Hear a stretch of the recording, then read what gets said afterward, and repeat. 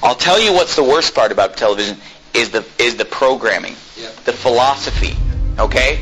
I mean, the manipulating of your mind, the philosophy, the mentality, the system of thinking, the ideology. That's what's wrong with television. That's what's wrong with movies. That's where they're really getting in your head. Take, for example, Walt Disney, right? And many people that will preach against the TV, they'll preach against the movies, they'll preach against Hollywood because it's obvious that stuff is bad. But then they'll say, well, we watch Disney movies. And I've been to the home of preachers and Christians who would never watch TV or the movies, but yet they have the whole library of the Walt Disney movies. You know those white plastic cases? And they have them all lined up. And I mean, they have tons of them lined up. Of course, I don't know how many there are, but there's hundreds of them. They have them lined up and lined up. And they have their kids watching those movies all day long. I'm going to tell you, I'm going to prove to you right now that those movies are wicked. Say, what? Disney movies? Come on, you're crazy. They're rated G. Well, let's see. First of all, did you know this? Did you know that Disney movies are filled with subliminal messages? Subliminal messages. Now, what are we talking about tonight? Sorcery. What are we talking about tonight? Getting inside your mind and messing with you. Controlling your thought process by supernatural means or demonic means. Or hey, I'm going to tell you something. Disney movies are filled with subliminal messages. And you say, oh, that's a hoax. I've seen it with my own eyes. When I was a teenager, I had a friend of mine sit me down at his house and show me the subliminal messages in the Disney movies. They're filled with subliminal messages. Let me give you some examples.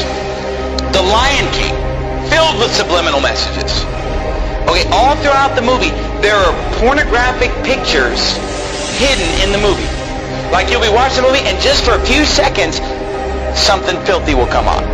Like off to the side, there'll be some kind of a, reproductive anatomy will pop up, over here. And then over here, there's this one point where the lion, he kind of goes like this. And a cloud of dust comes up and just spells the word sex. And the word sex is put in the Lion King movie subliminally, literally hundreds of times.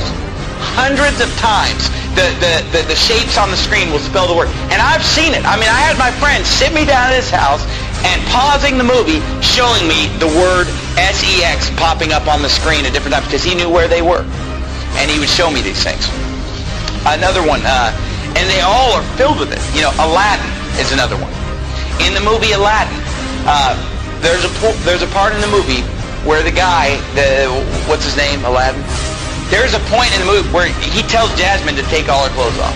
But you don't even know it unless you know it's there. You listen to it, and he mumbles it kind of under his breath. Leave me alone. Down. So how's our little bow doing? Come on, good. Take off. So how's our little bow doing? Come on, good. Take off. Come on, good. Take off. Come on, good. Take off. And I mean, once you know it's there, you hear it just as clear as day. But you didn't know that it was there, you wouldn't hear it. And The Little Mermaid has a filthy picture drawn in the cover on the front of The Little Mermaid. And nobody would realize it until somebody shows you and says, look at this. And you look at it, whoa! And all throughout the movie there are scenes, I'm not even going to describe some of the scenes in The Little Mermaid, where subliminal messages are coming on the screen. The other movie, Beauty and the Beast. There, you know, a nude woman pops up a few times in the background of Beauty and the Beast, filled with subliminal messages. Your kids are watching it, and their mind is maybe not even seeing it, but it's going into their subconscious. Words flashing on the screen over and over. sex, you know, nudity, filth, just all the smut is just coming on the screen.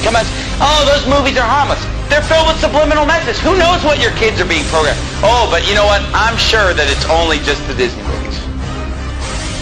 I'll guarantee you it's the rest of Hollywood probably doing the same thing.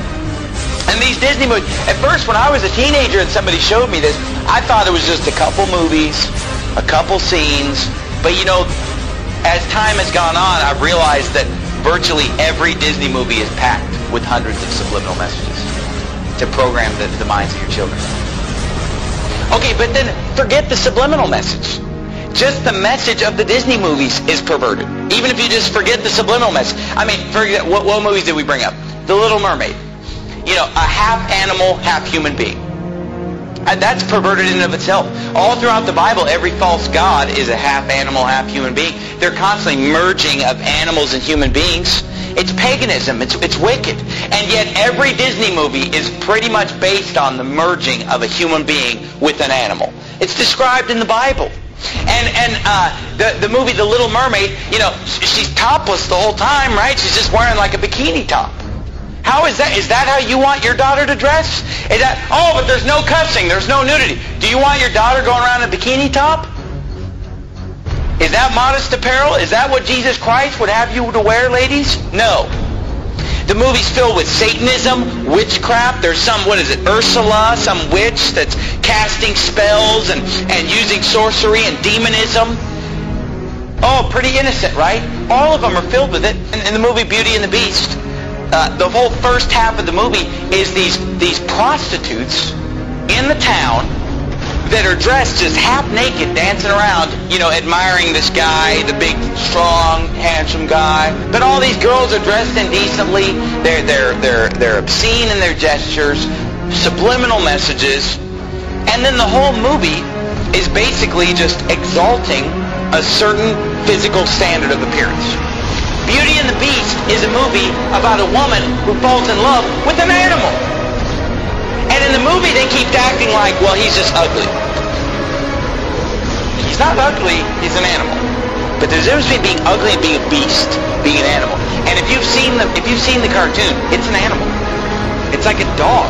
It's like a big dog man or something. I mean, it's clearly an animal, and yet she falls in love with him while he's an animal.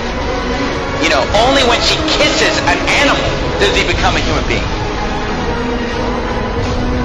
Oh, wow.